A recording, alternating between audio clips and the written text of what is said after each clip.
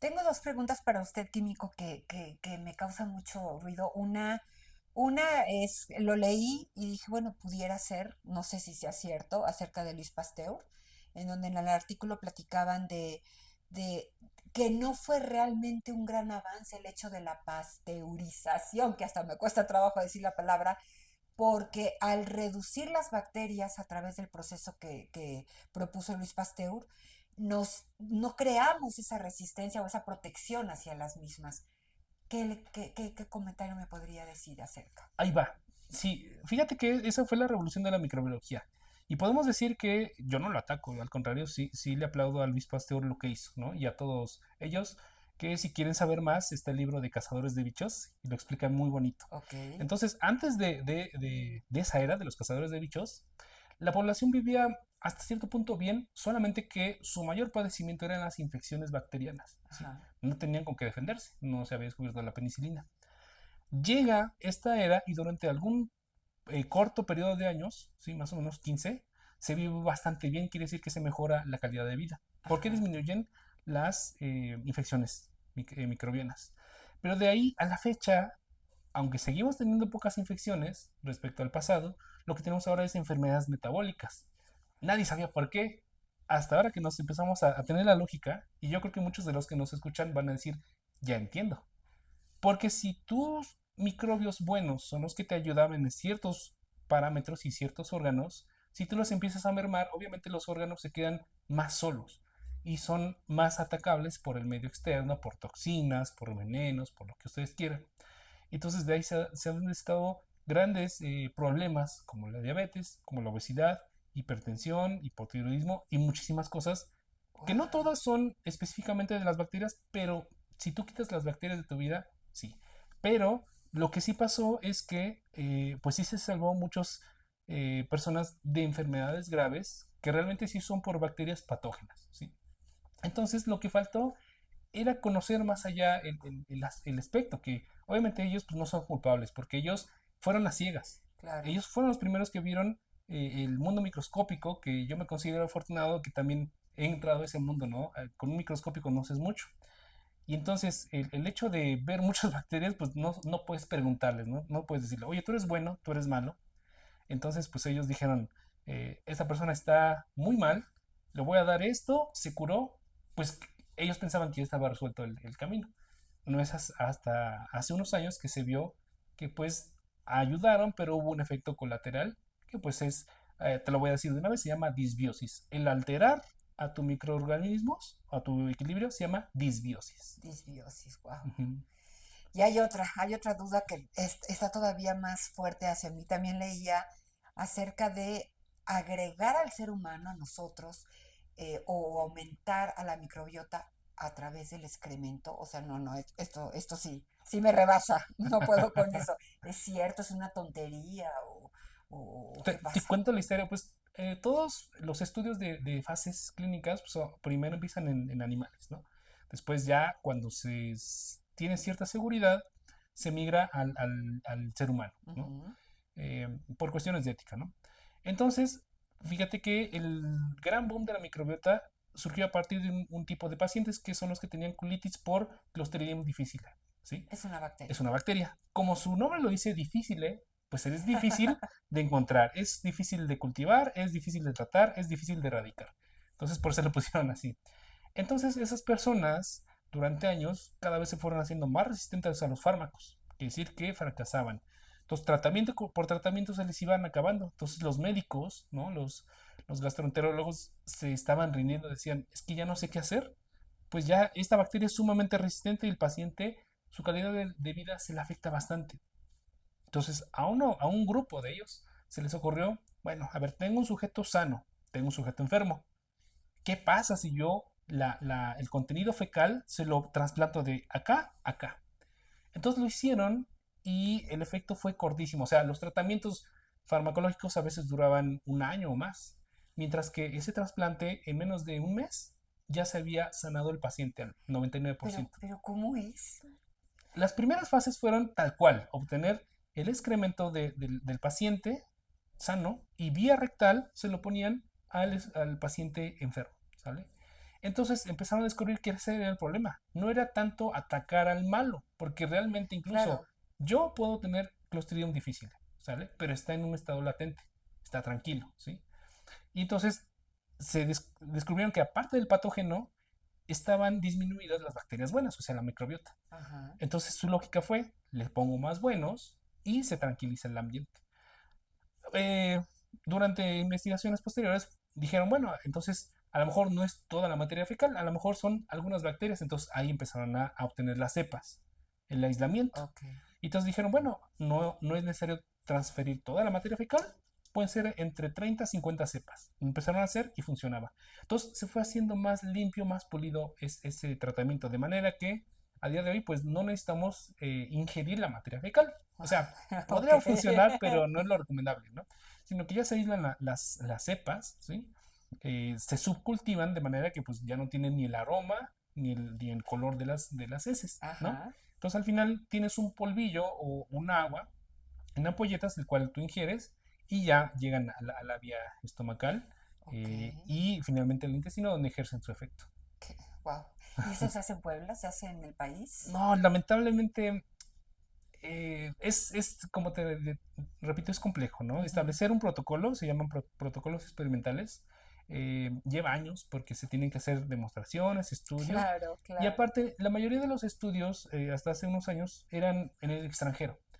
Entonces no es lo mismo estudiar una paciente nórdica, ¿no? Una mujer de 2 metros 10, ¿no? Con cierto tipo de alimentación, con cierto tipo de características, a uno de nuestros paisanos, ¿no? A una Ah, persona de Oaxaca, de Veracruz, de Chihuahua, son diferentes. claro. Entonces los estudios tienen que ser lo más personalizados por región y obtener los resultados y a partir de los resultados hacer acuerdos y revisar cómo se van a aplicar esas estrategias. Entonces, por el momento, ahorita no Por lo el tenemos momento aquí en México. no, pero pues los médicos se deberían empezar a entrenar en ese aspecto Claro.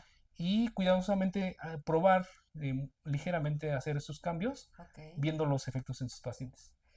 Ahorita que yo estoy cursando por la menopausia y bueno, lo escucho en amigas mías que tienen ya más de 40, típico que nos dicen, bájale a los azúcares refinados porque no los digieres, porque bla, bla, bla, y lo peor es que lo que más se nos antoja cuando estamos pasando este periodo, ¿realmente puede afectar a la microbiota los azúcares refinados? Claro, para empezar, mira, la mayoría de los alimentos procesados, que es lo que consumimos casi todos, trae, aparte del refinamiento, o sea, el refinamiento es agregarle ciertos colorantes y Ok, ciertos productos, ok, ¿no?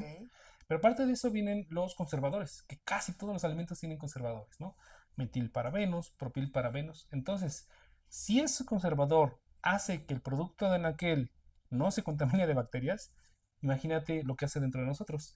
No es un efecto tan grande si te comes un atún enlatado, pero si comes todos los todos los días días. muchos, muchos productos así, entonces sí es lo que sí llega a suceder un efecto, se llama bacteriostático o Ajá, bactericida, ¿sí? ajá, Que empieza a tener efectos dentro de nuestro cuerpo.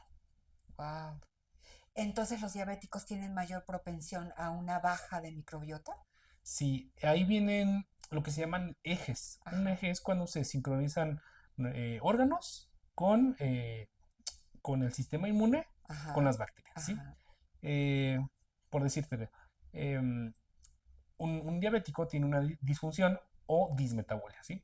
Todo ajá. lo que le pongamos el prefijo dis es que funciona mal. Ok, Entonces, dismetabolia es que el metabolismo no funciona bien. ok, Puede ser a nivel de tus células musculares, hepáticas, adipocitos, etcétera. Entonces, la diabetes es multifactorial, ¿no?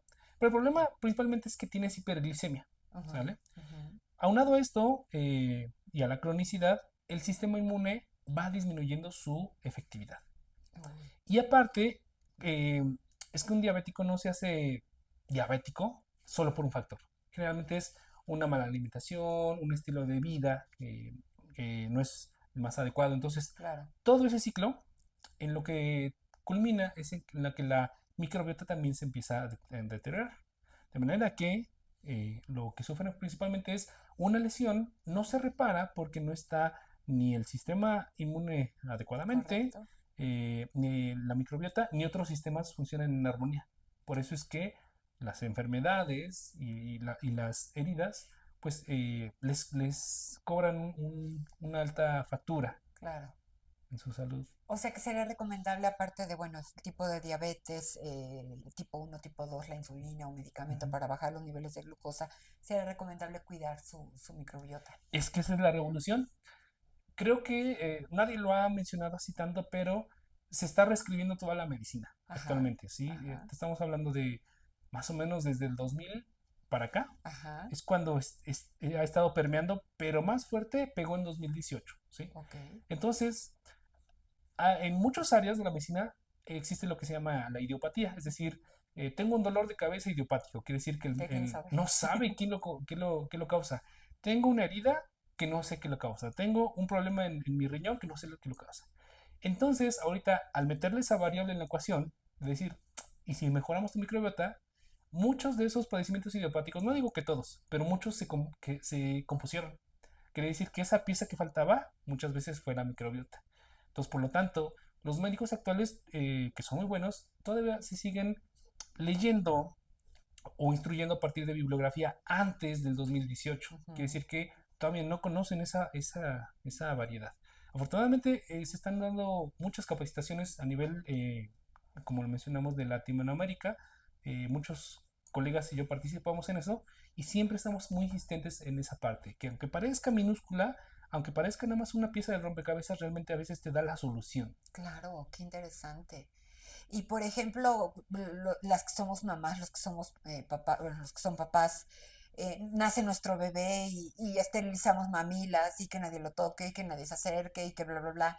O sea, tiene supongo que su sistema inmunológico dependiendo de su microbiota. Los niños tendrán otro, los adultos tendremos otro, las personas de la tercera edad. ¿Es así? Claro, viene una teoría muy bonita que no se ha comprobado, pero me gusta mucho esa idea. Quiere decir que tú cuando tuviste tu hijo, en los primeros días, tu microbiota del intestino era la de él. Y entonces los científicos dicen, ¿cómo? ¿No? Se Ajá, cree que el canal de parto es un punto en el cual sí se adquiere cierta microbiota.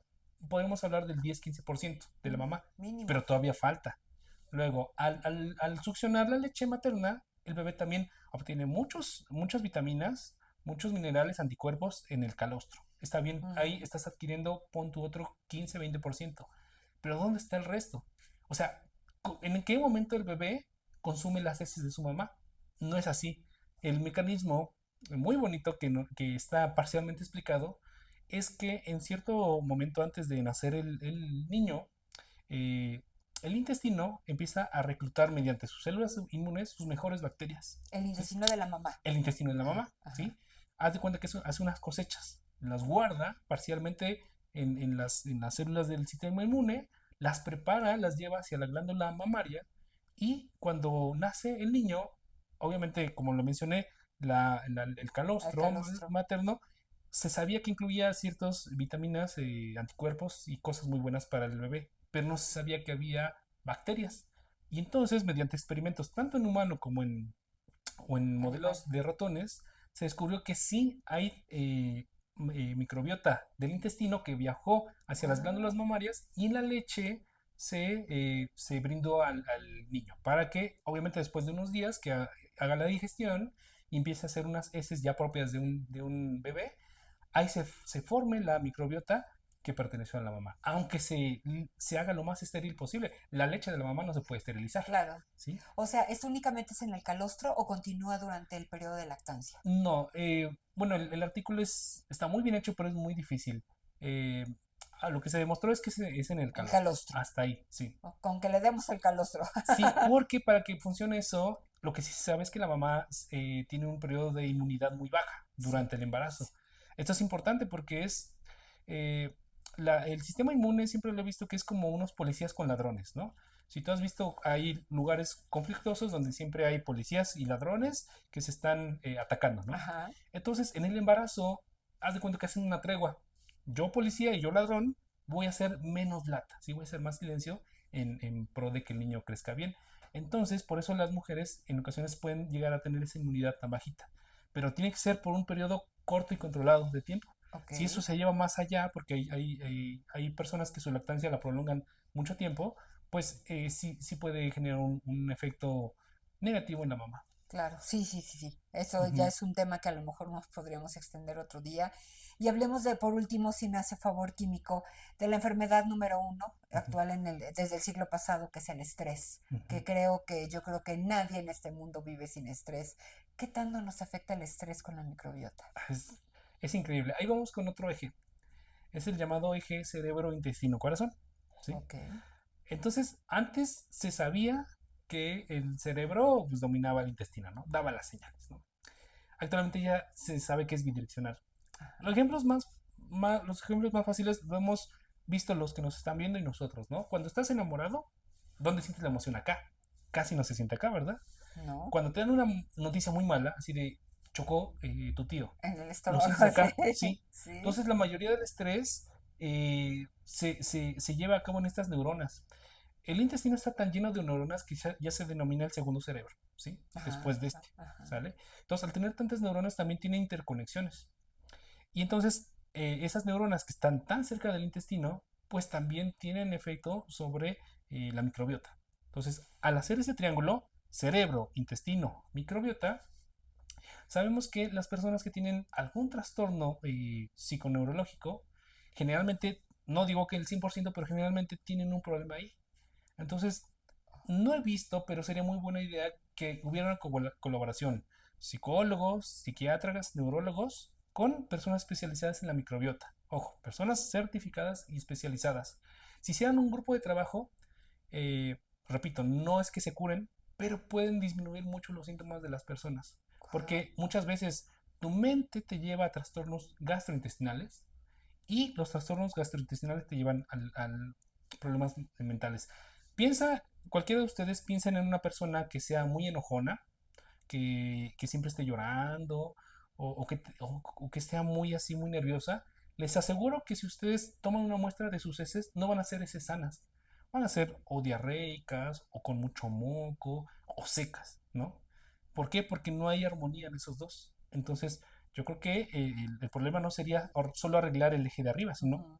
todo ese triángulo que mencionamos para que haya una armonía. Oiga, Químico, ahorita se me viene a la cabeza, me ha tocado ver muchísima gente, desde jovencitas, jovencitos, gente muy joven, gente adulta, que tengo gastritis o tengo colitis o tengo, o sea, todos los días toman omepraz, porque la ranitidina yo ya no la he escuchado, no sé si todavía Ajá. continúe, pero omeprazol es omeprazol, pantoprazol, o sea, todos los días o habemos personas con enfermedades que ya todo el tiempo estamos tomando medicamento. Nos está bajando la flora entonces. Claro que sí, la regulación debería hacerse la medición en los laboratorios. Actualmente los laboratorios de microbiología se enfocan en los malos. Ajá, Tienes una infección en cualquier parte, vamos por los malos y vamos a quitarlos. claro. Pero sería una buena propuesta ver los buenos, ¿no? Nuestros aliados. A ver, vamos a contabilizarlos porque se podría.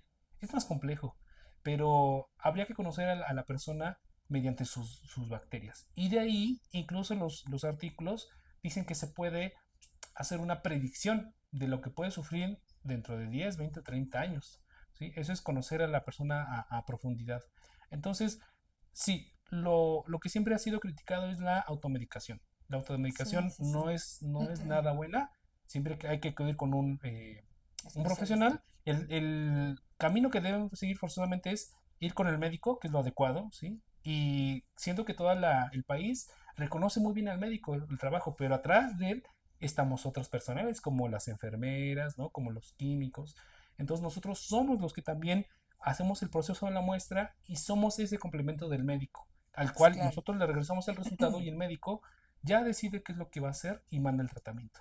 Obviamente que es cansado para las personas porque en ocasiones tienen que pedir un día para su consulta, tienen que pedir otro día para ir por los estudios y otro día para ir por el medicamento y aparte pagar por todo eso.